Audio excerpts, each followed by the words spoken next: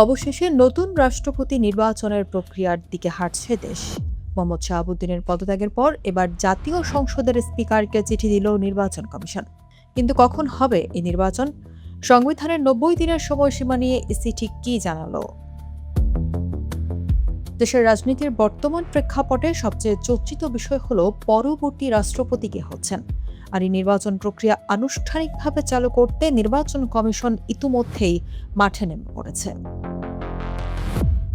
রাষ্ট্রপতি নির্বাচনকে সামনে রেখে জাতীয় সংসদের ভারপ্রাপ্ত স্পিকারের সঙ্গে গুরুত্বপূর্ণ এক বৈঠকের প্রস্তাব জানিয়ে চিঠি পাঠিয়েছে নির্বাচন কমিশন বা ইসি। ২৭ জুলাই ইসির জ্যেষ্ঠ সচিব আক্তার আহমেদের সই করা একটি বিশেষ চিঠি পাঠায় সংসদ সচিবালয়ে। সেখানে জানানো হয়, সংবিধান অনুযায়ী শূন্য পদে নির্বাচন আয়োজনের সমস্ত প্রস্তুতি শুরু করতে চায় কমিশন।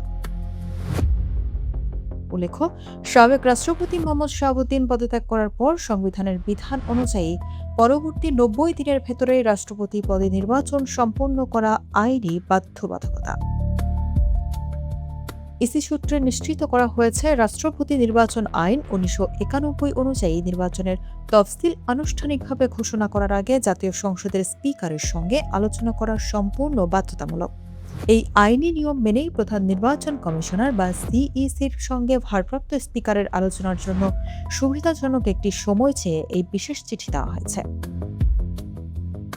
সংসদ সচিবালয়ের সূত্রে জানা গেছে, প্রস্তাবিত এই মেগা বৈঠকে কেবল সিইসি একাই থাকবে না। প্রধান নির্বাচন কমিশনারের পাশাপাশি অন্য নির্বাচন কমিশনারগণ এবং ইসি সচিবালয়ের জ্যেষ্ঠ সচিব উপস্থিতি থাকবেন। এছাড়াও প্রয়োজনীয় সহায়তার জন্য ইসির উচ্চ পদস্থ বেশ কয়েকজন কর্মকর্তা স্পিকারের দপ্তরে এই বৈঠকে অংশ নেবেন। কিন্তু প্রশ্ন হলো, নতুন রাষ্ট্রপতি কিভাবে নির্বাচিত হবেন? দেশের প্রচলিত আইন ও প্রক্রিয়া অনুযায়ী সংসদ সদস্যদের প্রত্যক্ষ ও পরোক্ষ ভোটাভুটির মাধ্যমে রাষ্ট্রপতি নির্বাচিত হন। এর জন্য সংসদ সচিবালয় থেকে বর্তমান সংসদ সদস্যদের একটি হালনাগাদ তালিকা ইসির নিকট হস্তান্তর করা হবে। সেই তালিকার উপর ভিত্তি করেই মূলত ভোটার তালিকা প্রস্তুত করবে ইসি এবং তারপরই আনুষ্ঠানিকভাবে আসবে তফসিল ঘোষণা। রাজনীতিতে সাম্প্রতিক এই রদবদলের ধারা বেশ চমকপ্রদ।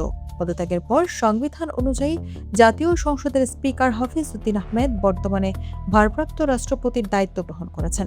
অন্যদিকে সংসদের deputy speaker barrister Kaiser Kamal পালন করছেন ভারপ্রাপ্ত স্পিকারের অতি গুরুত্বপূর্ণ ভূমিকা। সাংবিধানিক নিয়ম মেনে ৯০ দিনের এই কাউন্টডাউন শুরু হয়ে গেছে। এখন স্পিকারের সময় মিললেই নির্ধারিত হবে চূড়ান্ত বৈঠকের দিনক্ষণ। এরপরেই দেশের পরবর্তী রাষ্ট্রপতির নাম ঘোষণার প্রথম ধাপ অর্থাৎ তফসিল আলোর মুখ দেখবে।